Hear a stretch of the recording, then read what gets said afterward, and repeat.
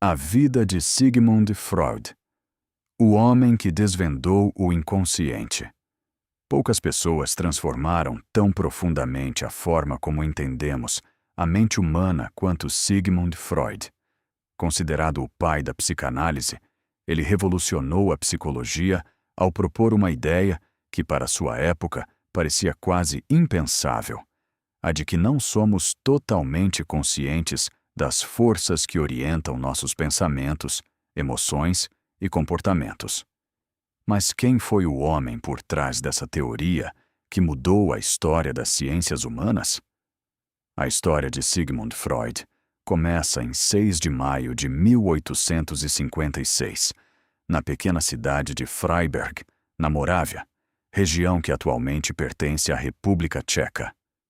Filho de Jacob Freud e Amália Freud, nasceu em uma família judaica de recursos modestos. Quando Freud tinha apenas 4 anos, sua família mudou-se para Viena, capital do Império Austro-Húngaro, cidade que se tornaria o cenário principal de sua vida intelectual. Desde muito jovem, Freud demonstrava uma inteligência extraordinária. Era um aluno dedicado, apaixonado por leitura e profundamente interessado pelo conhecimento. Seus pais reconheciam seu talento e incentivavam seus estudos, acreditando que ele estava destinado a realizar algo grandioso. Em 1873, ingressou na Universidade de Viena para estudar medicina. Naquela época, Freud não tinha o objetivo de se tornar médico clínico. Seu interesse estava voltado para a pesquisa científica. Fascinado pelo funcionamento do cérebro e do sistema nervoso, dedicou-se aos estudos de neurologia, uma área ainda em desenvolvimento. Durante anos, trabalhou em laboratórios investigando o sistema nervoso de animais e seres humanos. Freud acreditava que a ciência seria capaz de explicar todos os aspectos da experiência humana. No entanto, à medida que avançava em suas pesquisas, percebeu que muitos sofrimentos não podiam ser compreendidos apenas através da biologia. Foi então que começou a se interessar por pacientes que apresentavam sintomas sem causa física aparente. Pessoas que sofriam de paralisias, dores, crises emocionais e outros problemas que os exames médicos não conseguiam explicar. Essa questão o levou a Paris, onde estudou com o renomado neurologista Jean-Martin Charcot. Charcot utilizava a hipnose para tratar pacientes diagnosticados com histeria, uma condição que intrigava a medicina da época. Freud observou que muitas dessas manifestações estavam ligadas a experiências emocionais profundas. Essa descoberta despertou nele uma pergunta fundamental: e se a origem do sofrimento humano estivesse escondida em uma parte da mente que não conseguimos acessar conscientemente? Ao retornar a Viena, Freud iniciou uma colaboração com o médico Joseph Breuer. Juntos, estudaram casos clínicos que demonstravam a influência de experiências traumáticas sobre o comportamento humano. Um dos casos mais famosos foi o de Anna O., paciente cujos sintomas diminuíam quando ela falava sobre suas experiências e emoções reprimidas. Foi a partir dessas observações que Freud começou a desenvolver aquilo que mais tarde seria conhecido como psicanálise. Sua proposta era revolucionária. Freud afirmava que a mente humana não era composta apenas pela consciência.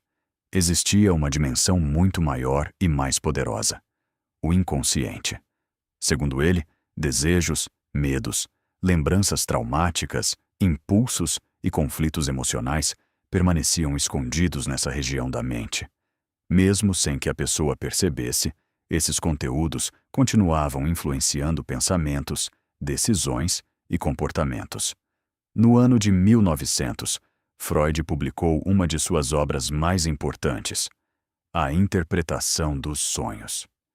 Nesse livro, apresentou a ideia de que os sonhos representam uma via privilegiada de acesso ao inconsciente. Para Freud, os sonhos não eram simples imagens sem significado. Eles revelavam desejos, conflitos e emoções ocultas. cada símbolo presente em um sonho poderia carregar significados relacionados à vida psíquica do indivíduo. Essa obra marcou o início oficial da psicanálise como teoria estruturada.